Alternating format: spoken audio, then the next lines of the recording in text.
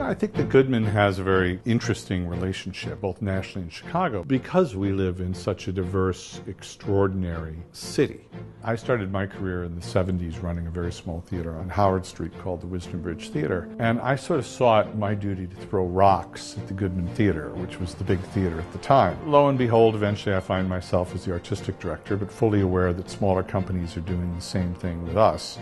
I remember the very first time I came to the Goodman Theater, and I remember opening the door and being so intimidated by this building. It seemed so big and so majestic. I thought, I will never, ever fit in there. I was hired as an understudy. It was my very first professional job. And I made a vow to myself. I said, one of these days, I'm going to work here at the Goodman Theater. And on closing nights, I'm going to be here to say goodbye to the actors. I'll know exactly how they feel, but I'll be here and I'll be staying.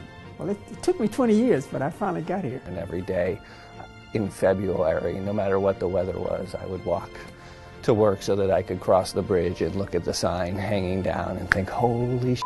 Like, I'm going to walk in there and go into a rehearsal room and rehearse play at the Goodman Theater. I look at the Goodman Theater as an artistic home. It is a place that nurtures, that gives space to grow. It is a very exciting place to be, to create, to be an artist here. It is a place where you can take chances, take risks, to dare, and I love that about theater here. Because when you direct at the Goodman, if you can imagine it, if you ask for it, people will do everything humanly possible to make it happen. So working here is really like the best playground you could imagine, and the nicest playmates too. that helps. It's made it difficult for me to work other places because I love working here so much. I think that there's like an imprimatur that comes with having been around for 90 years. It says like we know how to do things and we're not going to collapse, and that we do really great work that an audience will continue to respond to. And as an artist, that gives you a real sense of security that you're going to be part of a lasting institution.